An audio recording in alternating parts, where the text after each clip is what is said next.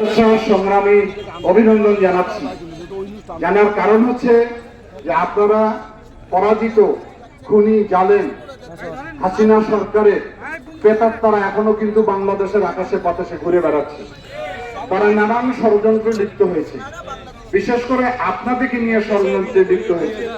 তারা যেগুলো ঘটনা ঘটেনি সেই ঘটনাগুলো তারা প্রচার করে আপনাদের সম্প্রদায়ের মধ্যে ভীতি ভয়ভীতি সঞ্চার করেছে। আপনারা ভীত হয়েছিলেন।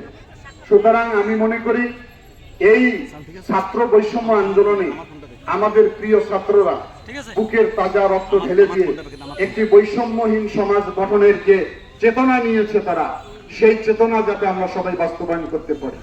যারা আত্মহতি দিয়েছে তাদেরকে আমি স্যালুট জানাই। তাদের মূল চেতনা কি ছিল? কোনো বৈষম্য থাকবে না।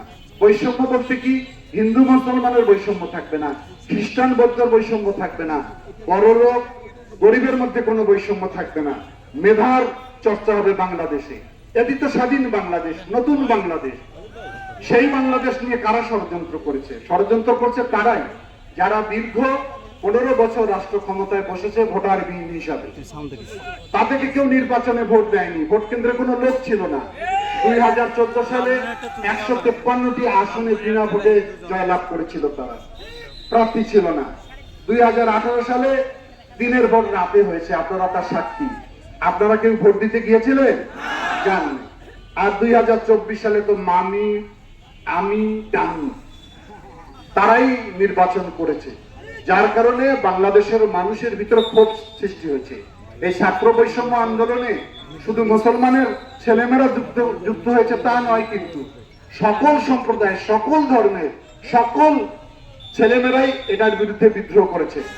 গতকালকে আমি স্টেশনের দিকে যাচ্ছিলাম, 3টা মেয়ে ওখানে আলপনা আঁকতেছিল। দেখলাম দুর্গার ছবি, প্রতিমার ছবি। আমি নামে জিজ্ঞাসা করলাম মেয়েদের, মারা এটা কি করতেছো তোমরা? বলে এই যে আমাদের দুর্গা মা অসুরকে বধ করেছিল। অসুর কি করেছিল? সমাজে অনাচার ব্যভিচার, তাকে বধ করেছে দুর্গা। সুতরাং সেই কারণে বলতে হবে গত সরকার ছিল অসুর, ওদের বাড়ি স্টেডিয়াম করায়। আমি এত খুশি হয়েছি, অসুরকে ওরা ঠিক চিনেছে। তার পাশে দেখলাম আমাদের কোরআন শরীফের আয়াত গ্রাফি করে আপ করে রেখেছে। তাহলে বলেন, আমাদের লালমনিরহাটের কালীবাড়িতে গিয়ে দেখেন একসঙ্গে মন্দির এবং মসজিদ।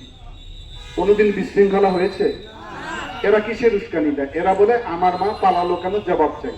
আরে মা হইলো আওয়ামী লীগের, হিন্দুদের মা তো দুর্গা। তাহলে এরা রাজনৈতিক ভাবে শিক্ষা নিয়ে ছাত্রলীগ যুবলীগরা এই কাজটা করেছে। কিছু বিশৃঙ্খলা হয়েছে, ধরে নেই যারা আওয়ামী লীগ করেছে, যুবলীগ করেছে, সন্ত্রাস করেছে, দুর্নীতি করেছে, টাকা লুটপাট করেছে, চাকরির নামে টাকা নিয়েছে, ঘুষ নিয়েছে, বাণিজ্য করেছে, তাদের প্রতি মানুষের ক্ষোভ থাকবে না? ওই রকম মুসলমান থেকে আওয়ামী লীগ করছে, তার বিরুদ্ধে মানুষ ক্ষোভ প্রকাশ করেছে। ওই রকম যদি 2-1 হিন্দু আওয়ামী লীগ করে থাকে, তার বিরুদ্ধে মানুষ ক্ষোভ প্রকাশ করলে সাম্প্রদায়িক দাঙ্গার কথা কেন বলা হয়? এটা